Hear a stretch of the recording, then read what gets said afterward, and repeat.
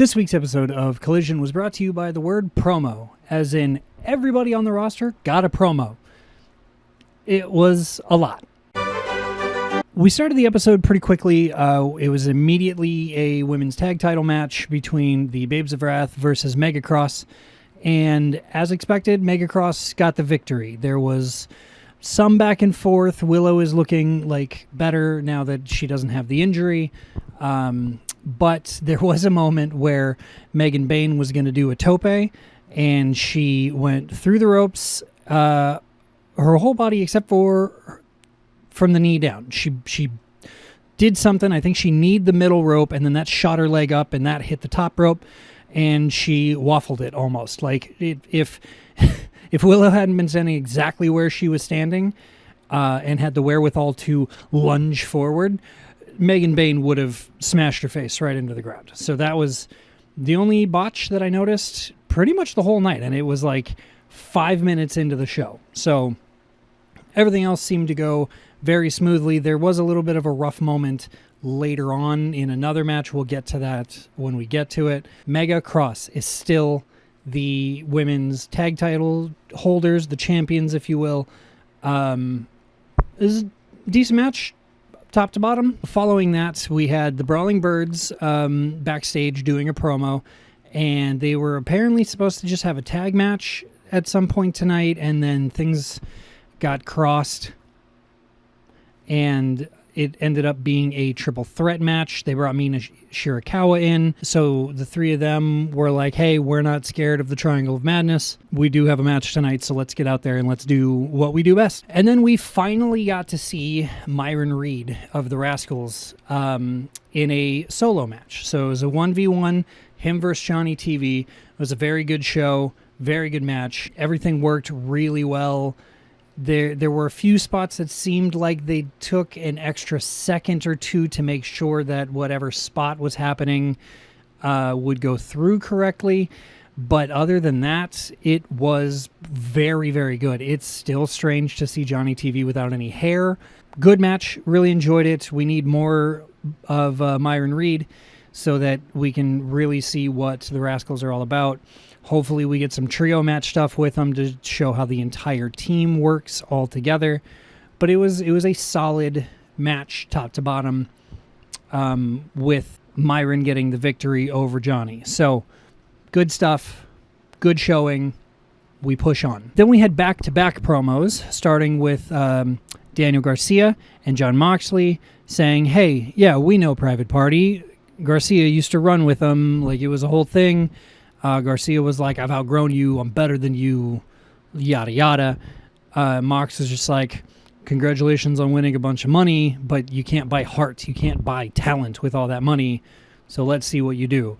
And then we had a commercial, and then we came back from commercial, and Private Party did their own promo in response, basically saying like, yeah, we love Garcia. Garcia's a great dude. Whatever he's doing with you guys in the Death Riders is absolute trash, and we want our friend back. So we're going to prove that whatever he's doing with you guys ain't working. We'll see you out there. Which then immediately turned into the intros to those guys. Everybody came down to the ring, and it really seemed like Garcia and Zay were having like a grudge match in the middle of a tag match. Anytime the two of them got into the ring, all hell broke loose. They were on top of each other the entire time. Several reversals went back and forth. Garcia just doing his new Garcia thing. Zay at one point got up on the top rope to do his swanton onto Garcia, and he did Garcia's little dance while he was up there and then hit it. In the end, though, it was Mox and Garcia with the victory. Very solid match. I think we are going to do more push for Private Party, which isn't bad. They've been around since basically day one. They are AEW guys. I mean, obviously Garcia is as well. Garcia, I believe, was labeled one of the 4 pillars of the company. So we'll just have to keep our eye on that and see what happens. But this is where the possible quick finish came. I'm really hoping that Quinn isn't injured again, but he did get taken out by Claudio on the outside before Garcia got the victory over Zay. and he just kind of scooched into a corner and disappeared for a little while. So hopefully he doesn't have another injury, because that dude has just had the worst luck. Like he just got back off the IR, and if this turns into another injury, that would suck real bad. Which, by the way, it has been shown that Alexander did get an injury last week, so he's on the shelf for a little while. So hopefully he gets better soon. He can come back and continue to knock people around for the Don Callis family. Wishing you a speedy recovery, sir. Quinn, don't be injured. Stop that. It's don't do it. Just fight through it and hope that it's not a broken neck like Ospreay. I don't know, man. It just well wishes to you so that you're not placed on the IR again. Then we went into our next promo of the night with the Demand, and it was them basically just being like, hey, it's crap that me being Ricochet, it's crap that Ricochet had to go into this battle royal against 20 other dudes all alone, and the Gates of Agony weren't allowed in it as well, when all these other like stables and tag teams and trios teams were able to have all their people in it. So it's a conspiracy, it's a setup, like make it right. But while we're waiting for it to be made right, we're going to continue to go after whatever we feel like we want to go after. So that's setting up for some stuff here in the coming weeks, and I'm excited. I like Ricochet. I hope everything continues to work out in their favor. They've been doing really well. Their promo work has been awesome. Toa Leona has hit a new level with his stuff, including the end of this promo where he got right up in the camera's face to the point where it blurred, and then he just went, huh, and he pushed the whole cameraman down a flight of stairs or something. I'm not even sure. It faded to black very quickly after he shoved the camera to the side. Now this is where we got to the Brawling Birds. The Brawling Birds and Mina Shirakawa came out. They did their entrances. They did the whole thing. They got down to the ring, and we were introduced to 3 new people: Nixie XS, Amina Belmont, and Haven Harris. And it was exactly what you think it would be. It was a squish match. They got squeezed, and upon getting squeezed, the Brawling Birds grabbed a mic, and they looked at Mina, and they said, hey, just to let you know, we had nothing to do with the attack on Tony. We've got nothing to do with that, nothing but respect and love for her. We're so sorry that happened. And then the Triangle of Madness came out, like, through the crowd, kind of, like they were on the stairs in the crowd, and Tekla was like, oh, boo-hoo, like, my partner's all gone, but you guys all suck, and I'm going to prove that you suck, because I could beat any single one of you anytime. And then Mina grabbed a mic, and she was like, oh, yeah? Well, how about next week? The 3 of you versus the 3 of us. Let's get it on. And about 20 minutes later, it was signed, and the little banner popped up in the corner, and it was official. So next week, we will have the Triangle of Madness versus the Brawling Birds with Mina Shirakawa. That's going to be a really fun match. Hopefully the Triangle of Madness pulls it off, and we get more wins for the bad guys, because that's what we need. We need 2026 Year of the Heel. Thank you. Then our next promo was very silly. It was Fletcher, Okada, and Davis standing in the back. Fletcher was going off about how the trios titles were stolen from them. They didn't deserve to only hold them for that very short amount of time. They want more gold for the Don Callis family, and they're going to get more gold for the Don Callis family. And then Okada was like, yeah, we're going to do everything we can to do that. But also, Fletcher, why did you make buddy-buddy with Takeshita last week? That made me very sad. And he pulled off a big sad face. And then Fletcher was like, don't worry about it. This is our trios team. This is what we're doing. Everything is going to be fine. Don't fret, my friend. And to which Okada made a big smile, and then he was like, me and Davis have a match tonight, and we're going to go out there and do our thing and whip ass, and it's going to be awesome. And then Davis was just in the back flexing and like making it look like he was making noise, but he was not making noise, and he made very silly faces. Goofy wrestling for life. I thoroughly enjoyed that promo. Then we came to Ciampa versus Ace Austin, which was much better than I thought it was going to be. I don't know a lot about Ace Austin, but he has shown that he is a very capable guy. I know he was part of Bullet Club over in New Japan, so he's got some skills. And it was such a good back and forth.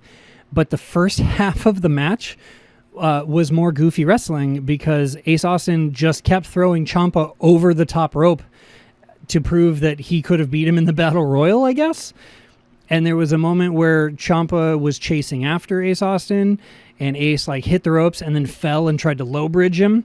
And Ciampa just stopped and looked down at him and then just stomped a mud hole in him. It was so funny, and it worked so well, and I enjoyed it. It was very good. It showed that Ciampa really does have like some psycho killer thing in him. He needs to bring a little bit more of that character out, in my opinion. But again, I'm just being a picky little bitch. But Ace Austin was phenomenal. He was up and down and left and right and reversals and other reversals and rolling and kicks. And it was a really good match. So if you've got time, go check that one out. It's worth it. Ciampa ended up getting the win, and after he got the win, he scampered out of the ring. He was doing like, yeah, I'm the best. And then Juice Robinson got in the ring to like make sure that Ace Austin was okay. And as he was checking on Ace in one corner, in the caddy corner of that, Ciampa like prepped as if he was going to bum rush him and like hit him with a knee. But Juice turned around and saw that, and then Ciampa was like, just kidding, and he slipped out of the ring, and he kind of went back up the ramp, and Juice Robinson was just like, oh yeah, you want some? Like, come get some. And that was just the whole thing. Then we came to the Rascals doing a promo saying, hey, awesome job, Myron Reed. You did your thing. Now we're going to go do our thing. And because they had a tag match coming up momentarily, and that was that. I mean, that was basically it. It was just like, we're here to show that we came for dominance. And so far, we've been dominant. Let's go. Boof. They disappear into the background. Then we get a very sad Babes of Wrath promo where the two are sitting, and Willow's like, oh, it's okay. Like, I'm so sorry that we lost our titles, but, like, you're still my friend. And Harley was like, yeah, you're still my friend, and I hope we can continue to be friends. So are we still the Babes of Wrath? And Willow was like, yeah, absolutely, you silly woman. We're definitely still the Babes of Wrath. Don't even, like, think twice about it. And then they, like, hugged, and they did their little thing. And that was the entire promo. It was very sad. Very sad. Then the Rascals came out, and Fletcher and Davis came out. And boy, was that a lot. Fletcher and Davis definitely proved that they had the strength advantage in this match, whereas Wentz and Xavier show that they definitely had the speed advantage in this match for the most part. So it was just very back and forth, lots of super kicks, but also lots of like scoop slams and like throwing dudes around. It really was 50-50 for quite a long time in the match. And for a little while, I honestly thought the Rascals were going to take it until both Fletcher and Davis started pulling out their old like tag team moves from when they were with Aussie Open or as Aussie Open. And they ended up getting the victory pretty decisively thanks to Davis. He got one good power slam, power move down on, I believe it was Wentz, and it was just game over from there. So congratulations to Fletch and Davis for reforming the tag team, maybe? I don't know, but also for the victory. It was really good stuff. Moving on. And then we pulled up and got another Kevin Knight promo. And I should have taken notes on what it was about. I kind of tuned out. He's had so many promos and stuff lately that they all just kind of end up sounding the same in my head as far as like, oh, I'm on the rise. I'm going to get good stuff going on. I'm a trios champion. I'm going to collect more. And that's just what my brain told me it was, because I truly tuned out for a second there. But this episode was so promo heavy that I lost track. I completely lost one at some point in there because there was a promo of Ricochet and Don Callis at ROH after they did something. I'm not even sure what. I really lost the plot when it came to all the promos tonight. So hopefully none of it was super important, but I'll go back and I'll watch it again later when the replay gets loaded. And because then following the Night promo, we had a Death Rider promo, and it was basically just Jon Moxley saying like, yeah, my title's on the line at the next pay-per-view. It's fine. I'm not even worried about it. Ospreay came back from injury, and I'm going to put him right back on the injured list. So Ospreay has Pac this Wednesday, and we're just going to have to see what happens. I'm sure Ospreay is going to beat Pac this week and move on and have some other kind of little match, maybe against Claudio, just to continue the momentum till he gets to Moxley at the pay-per-view. But there's so many promos tonight. It was crazy. Then we got to the main event, and it was Okada putting his international title on the line against Knight. And so this was once again another opportunity for Knight to get different gold besides the trios titles around his waist. And it was a very good back and forth match, except Okada did a fantastic job at slowing down the pace any chance he got. He'd slide out of the ring. He would hold a submission like a headlock or an armbar a little longer than he was supposed to, just to keep things slow and methodical. And it was very smart of him, because Knight, once he gets going, he doesn't stop. So Okada ended up with the victory by getting a roll-up and grabbing the rope for leverage. So he won, and he slipped out of the ring, and he went about his business. And that's just how the episode ended. We got a 10-minute match, 12-minute match maybe, between Knight and Okada. It was good. I can't knock it at all, because it was very entertaining. But there was nothing particularly in the match that stood out to me. So I'm going to give Match of the Night to Myron Reed and Johnny TV. That's just what's up with me. So I hope you guys have a great night. Don't take any wooden nickels. I will see you Wednesday. Peace.